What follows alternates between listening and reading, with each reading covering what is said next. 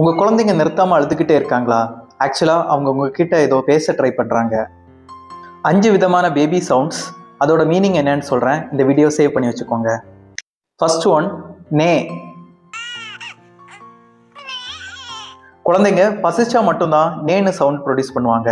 அது அவங்களோட feeding time. Second one, அவு. அவுன்னு சவுண்ட் ப்ரொடியூஸ் பண்ணால் அது அவங்களோட ஸ்லீப்பிங் டைமை குறிக்குது. தேர்ட் ஒன், ஹே. மோஷன் ஆர் யூரின் போயிட்டாலோ, ட்ரெஸ் இரிட்டேஷன், ஸ்கின் ரேஷஸ், ஏதாச்சும் கம்ஃபர்ட் இல்லாமல் ஒரு பொசிஷனில் வச்சாலோ ஹேன்னு சவுண்ட் ப்ரொடியூஸ் பண்ணுவாங்க. அப்போ ஏதோ டிஸ்கம்ஃபர்ட் இருக்குன்னு அர்த்தம். ஃபோர்த் ஒன், ஏர்.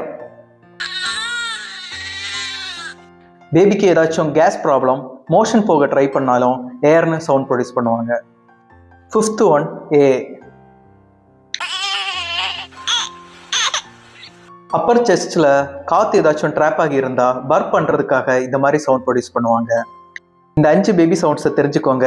உங்கள் பேபி அழுறதுக்கான ரீசனை உங்களால் கண்டுபிடிக்க முடியும். மேக்ஸிமம் இந்த வீடியோவை சேவ் அண்ட் ஷேர் பண்ணுங்கள். தேங்க்யூ.